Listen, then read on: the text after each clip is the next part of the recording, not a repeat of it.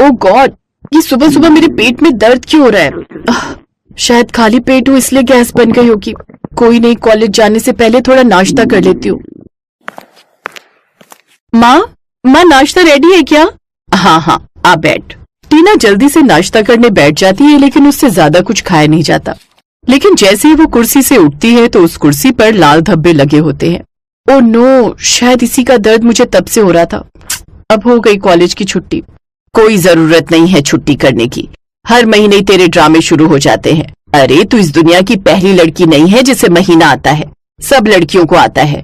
लेकिन इसका ये मतलब नहीं कि हम काम से मुंह मोड़ लें। अच्छा ठीक है, तूने कॉलेज नहीं जाना तो फिर कपड़े बदल ले, फिर किचन में जा और मेरे लिए चाय और नाश्ता ले आ, और हाँ फिर बर्तन भी धो देना। माँ, आप इन सब कामों के लिए मुझे कह रही हैं? ना, मैं पड़ोस की लड़की से कह रही हूँ। हाँ तो फिर ठीक है, एक दो काम मेरे भी करवा देना। काम की ना काज की, दुश्मन अनाज की। बेशरम, मैं तुझे ही कह रही हूँ। तेरे और मेरे अलावा और है कौन यहाँ? माँ देखो, मैं कोई काम नहीं करने वाली। मुझे पीरियड्स हो रहे हैं जिससे मेरे पेट में बहुत दर्द हो रहा है। अब आप जाओ और मेरे लिए जाकर काढ़ा बना कर ले आओ। ना जाने किस मिट्टी की बनी है जो इतना सा दर्द भी नहीं झेल सकती। पता नहीं दूसरे घर में जाएगी तो तेरा क्या होगा। माँ, लेक्चर देना बंद करो और मेरे लिए काढ़ा ले आओ, नहीं तो मैं कॉलेज नहीं जाऊंगी। अब आप ला रही हैं या नहीं? हाँ, लाऊंगी ही ना। इसके अलावा मेरे पास और कोई चारा भी है क्या? नहीं तो तू सारा दिन बस ड्रामा ही करती रहेगी। और मेरा क्या है? मेरी तो किस्मत में ही लिखा है सारी उम्र काम काम काम करना। पहले बाप के नखरे सहे, अब बेटी के सहू। मेरा तो कोई सहारा ही नहीं है। आशा जल्दी से रसोई में जाती है और काढ़ा बनाकर ले आती है। ये लो मैडम काढ़ा। और कुछ चाहिए क्या आपको? वाह, माँ हो तो आपके जैसी। अब जल्दी से काढ़ा पीकर कॉलेज जा। भूल गई आज प्रोजेक्ट जमा करने का आखिरी दिन है। माँ, मेरी बस का नहीं है कॉलेज जाना। कहीं मैं चक्कर खाकर गिर गई तो? तू चक्कर खा या कुछ भी खा, लेकिन कॉलेज जा। पढ़ाई को लेकर कोई मजाक नहीं। जाकर कपड़े बदल और जल्दी निकल। कुछ देर बाद काढ़ा पीकर और कपड़े बदलकर वो जैसे तैसे कॉलेज पहुंच जाती है और अपनी सहेली कंचन से कहती है, ये माँ ना हुई जैसे जेल की जेलर हो गई। जब देखो हुक्म चलाती रहती है। क्या हुआ, तेरे 12 क्यों बजे? आज भी आंटी से डांट पड़ी है क्या, जो आते ही उनकी बुराइयां करनी शुरू कर दी? मेरी माँ है ना, पीरियड्स में मुझे काढ़ा बनाकर पीने को दे दिया और फिर जबरदस्ती कॉलेज भेज दिया। यार सच में तेरी माँ कितनी अच्छी है। एक हमारी माँ है जो पीरियड्स में भी घर का सारा काम करवाती है। आंटी ने तो तुझे सिर्फ कॉलेज जाने के लिए कहा है। अच्छा ठीक है ना, अगर तेरा लेक्चर खत्म हो गया हो तो अब चले। मुझे प्रोजेक्ट सबमिट करवाना है और फिर मुझे घर जाकर थोड़ा आराम भी करना है। अच्छा ठीक है, चल। दोनों प्रोजेक्ट जमा करवा देती हैं। कुछ समय बाद टीना की ग्रेजुएशन भी पूरी हो जाती है। ऐसे ही समय बीतता है। फिर आशा देवी एक अच्छा सा लड़का देखकर टीना की शादी अंकुर नाम के लड़के से करवा देती है। शादी होकर टीना अपने ससुराल आ जाती है। सारी रस्में होने के बाद रात को टीना अपने कमरे में आती है, लेकिन तभी उसके पेट में फिर से दर्द होने लगता है और बाथरूम में जाकर चेक करती है तो उसे पीरियड्स आए हुए होते हैं। ओह नो, हो गया बेड़ा गर्क, इसे भी आज ही आना था। तभी कमरे में अंकुर आता है और वो टीना के करीब जाने की कोशिश करता है, लेकिन टीना उसे रोकते हुए कहती है, देखिए मेरे करीब मत आइए, आप मुझसे दूर रहिए। जैसा आप सोच रहे हैं वैसा कुछ भी नहीं हो सकता। हमारी ये सुहागरात नहीं हो सकती। अब ये तुम क्या कह रही हो टीना? मैंने तुम्हारे साथ ऐसा क्या गलत कर दिया जो तुम मुझे इतनी बड़ी सजा दे रही हो? देखिए, आप समझने की कोशिश कीजिए। मेरी तबीयत ठीक नहीं है और मुझे आराम करना है। बिन बादल बरसात हुई है तो मेरा मूड और तबीयत दोनों ही ठीक नहीं है। कमाल है, शाम तक तो बिल्कुल ठीक थी, फिर अचानक तुम्हें क्या हो गया? अच्छा बताओ, मैं तुम्हारे लिए दवाई लेकर आता हूँ, या तुम्हें जो चाहिए वो लाकर देता हूँ। अरे तुम समझ क्यों नहीं रहे हो? मुझे कुछ भी नहीं चाहिए। अब मुझे सोना है, आप भी सो जाइए। लेकिन बताओ भी तो, तुम्हें क्या हुआ? तुम्हें पता है इस रात के लिए मैंने कितने सपने देखे थे? ये कहते ही अंकुर टीना का हाथ पकड़ लेता है, लेकिन टीना उसका हाथ झटकते हुए दूर जाकर खड़ी हो जाती है। ये देखकर अंकुर को बहुत गुस्सा आता है। अरे तुम मुझसे डर क्यों रही हो? अरे मैं तुम्हें खा थोड़ी ना जाऊंगा। ओके फाइन, अब मैं तुम्हें टच भी नहीं करूंगा। मुझे तो लगता है कि तुम्हारी मुझसे शादी जबरदस्ती हुई है। तुम मुझसे ये शादी करना ही नहीं चाहती थी। ओफो, कैसा बुद्धू पति मिला है मुझे, जो पेट दर्द बताकर भी उन्हें समझ नहीं आया, लेकिन काम की बात छोड़कर बाकी सारी बातें उन्हें समझ में आ गई। अब किस सोच में पड़ गई? यही कि मुझसे पीछा कैसे छुड़ाओगी? मेरी सब समझ में आ गया है। मैं तुम्हें पसंद ही नहीं हूँ, इसीलिए तुम मुझसे दूर भाग रही हो। गुस्से में अंकुर अपना तकिया और चादर लिए कमरे से बाहर चला जाता है। उसे कमरे से बाहर आता देख उसकी माँ उसे देख लेती है। क्या हुआ अंकुर, आज तो तेरी सुहागरात है, फिर तू अपना कमरा छोड़कर हॉल में क्यों जा रहा है? अरे क्योंकि आपकी बहू मेरे साथ उस कमरे में नहीं रहना चाहती है। क्या? लेकिन भला वो ऐसा कैसे कर सकती है? अगर वो इस शादी से खुश नहीं थी तो पहले ही मना कर देती। आखिर उसे मेरे बेटे की जिंदगी खराब करने की क्या जरूरत थी? मैंने तो तुझे पहले ही कहा था कि कॉलेज पढ़ी लिखी लड़की से ब्याह मत कर। कॉलेज में ना इनके बॉयफ्रेंड शॉयफ्रेंड्स बने हुए होते हैं। जरूर इसका भी कहीं कोई चक्कर ही रहा होगा। कोई ना, तू रुक, मैं अभी जाकर उससे पूछती हूँ। नहीं माँ, अभी कुछ भी पूछने की जरूरत नहीं है। जो बात करनी होगी सुबह करेंगे। फिर वो सभी सो जाते हैं। अगली सुबह टीना अपना पेट पकड़कर उठती है। आह टीना, चल उठ जा बेटा और लग जा काम पर। मत भूल कि तू अपनी माँ के घर नहीं बल्कि सास के घर पर है। टीना जल्दी से नहा धोकर घर की साफ सफाई करती है, फिर चाय बनाकर अपनी सास के कमरे में लेकर जाती है और उनके पांव छूने की कोशिश करती है, लेकिन उसकी सास राजरानी अपने पैर पीछे की ओर खींच लेती है। क्या हुआ माँ जी, आप मुझे आशीर्वाद नहीं देंगी क्या? जो मेरे बेटे को खुश ना रख पाए, उसी की सुहाग रात पर उसी के कमरे से उसको बाहर निकाल दे। ऐसी लड़की को मैं खुश रहने का आशीर्वाद कैसे दे दूं? अगर तुझे ये शादी नहीं करनी थी तो पहले ही कह देती। अरे माँ जी, आप सब मुझे गलत समझ रहे हो। दरअसल मैं महीने से हूँ, इसलिए मैंने उन्हें खुद से दूर रहने को कहा। मैंने उन्हें इशारों में समझाने की बहुत कोशिश की, लेकिन वो थे कि समझने को तैयार ही नहीं थे और साफ साफ कहते हुए मुझे भी शर्म आ रही थी। ओहो, तो ये बात है। मुझे तो लगा कि तुम इस शादी से खुश नहीं हो। ऐसी कोई बात नहीं है माँ जी। अंकुर जी को अपने पति के रूप में पाकर तो मैं बहुत ही खुश हूँ। वो तो पीरियड्स में मेरा बुरा हाल हो जाता है और पेट में भी काफी दर्द रहता है, बस इसलिए। लेकिन बस कुछ ही दिनों की बात है, फिर मैं उन्हें अपने करीब आने से नहीं रोकूंगी। दरवाजे पर खड़ा अंकुर उन दोनों की सारी बातें सुन लेता है और उसे अपनी बेवकूफी पर खूब पछतावा होता है। ओफो, मैं भी कितना बड़ा गधा हूँ जो उसकी बात समझ ही नहीं पाया। ये बेचारी वैसे ही अपनी तकलीफ से कितनी परेशान थी, लेकिन मैंने इसे और परेशान कर दिया। मुझे तो जाकर उससे माफी मांगनी चाहिए। अब सुहाग रात में इसको पीरियड्स हो गए तो इसमें इस बेचारी की क्या गलती है? अंकुर जाकर टीना से अपने व्यवहार के लिए माफी मांगता है, साथ ही उसके बारे में जानने के बाद उससे माफी भी मांगता है।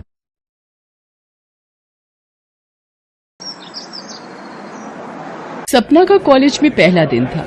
उसे जिस बात का डर था वही हुआ।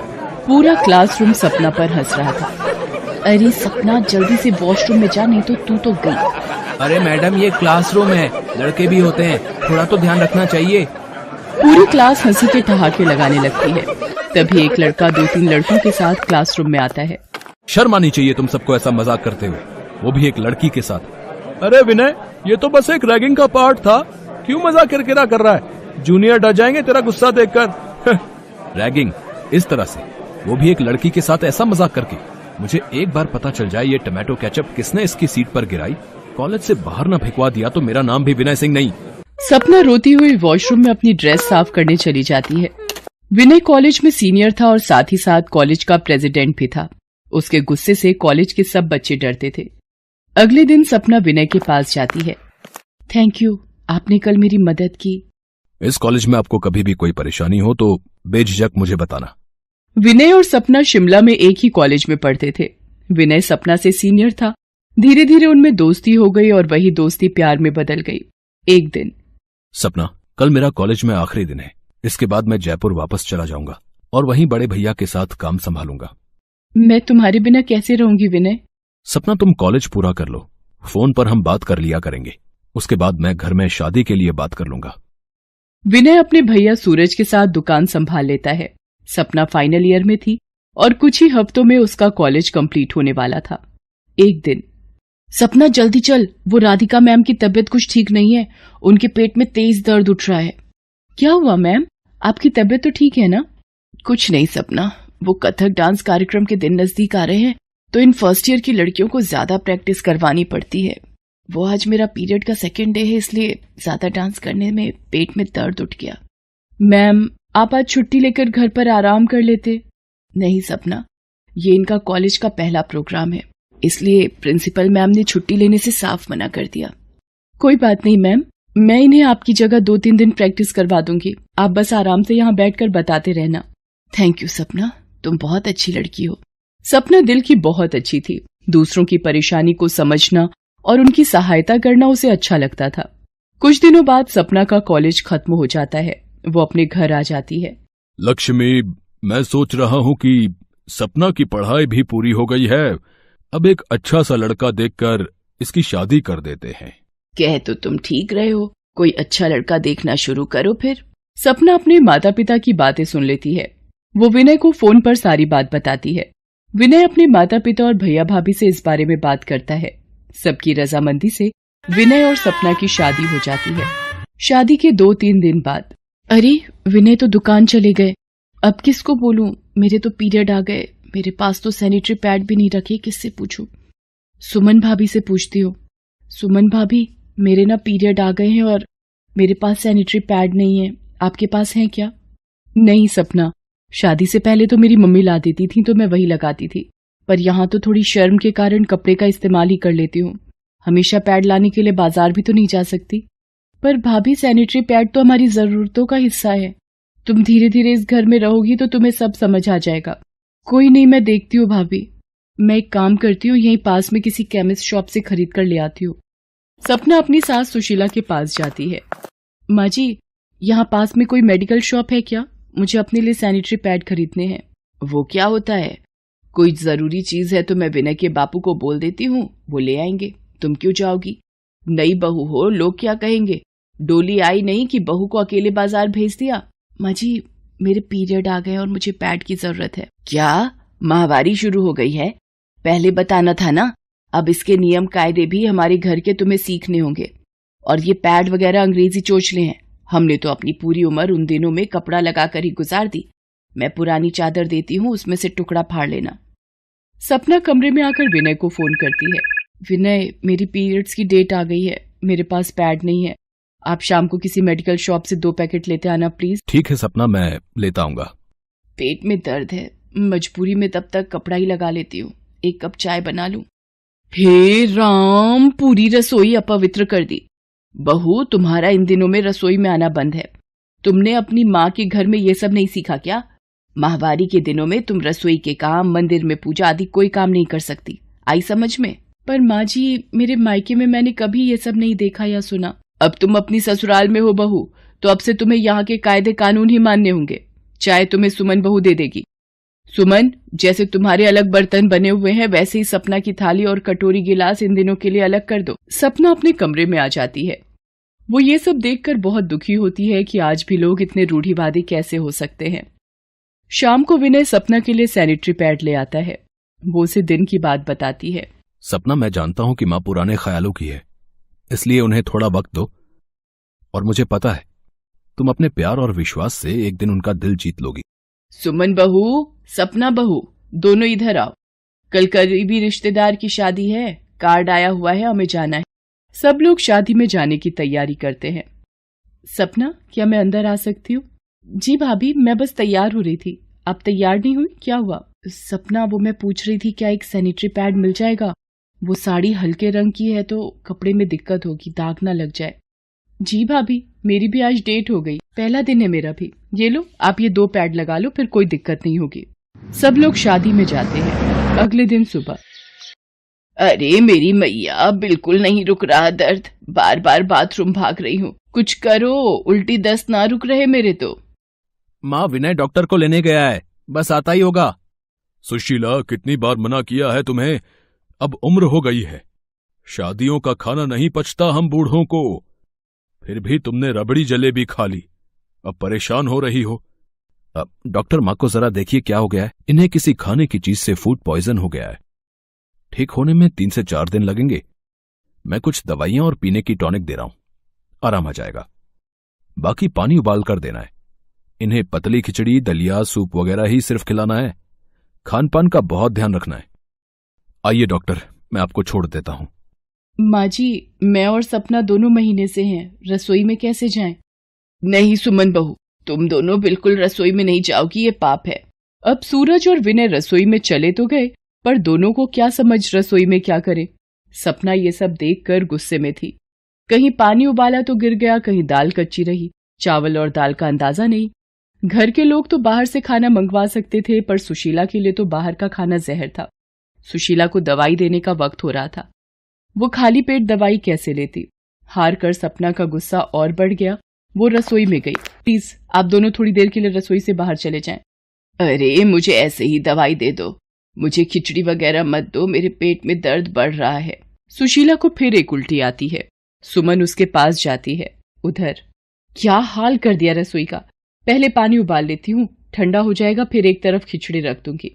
थोड़ी देर बाद सपना सुशीला के लिए खिचड़ी लेकर जाती है और अपने हाथों से उबला पानी पिलाती है। ये तूने क्या किया बहू, सालों की परंपरा थी ये। माँ जी, मैं सिर्फ 2 शब्दों में ये बात कहूंगी, आप उसे जो भी समझें। मेरी सासू माँ की जिंदगी से बढ़कर इस वक्त मेरे लिए कोई धर्म नहीं था। आप हो तो हम हैं, ये परिवार है। आपकी जिंदगी बचाने के लिए यदि ये पाप मुझे करना पड़ा तो ऐसे 100 पाप मैं और करूंगी और आपकी जिंदगी पर आंच भी नहीं आने दूंगी। आप मेरी माँ हो, हम सबकी माँ। ये सुनकर सुशीला ने सपना को गले से लगा लिया। फिर सुमन भी सपना के साथ सुशीला की देखभाल करने लगी। कुछ दिनों बाद सुशीला ठीक हो गई। अब वो समझ चुकी थी कि जमाना बदल रहा है तो उसे भी जमाने के साथ कदम मिलाना है और मुश्किल घड़ी में की गई मदद में तो भगवान भी साथ होते हैं। हेलो दोस्तों, कैसे हैं आप सब? हमारी कहानियां देखने के लिए हमारे चैनल को सब्सक्राइब कीजिए और हाँ, बेल आइकॉन पर क्लिक करना मत भूलिएगा।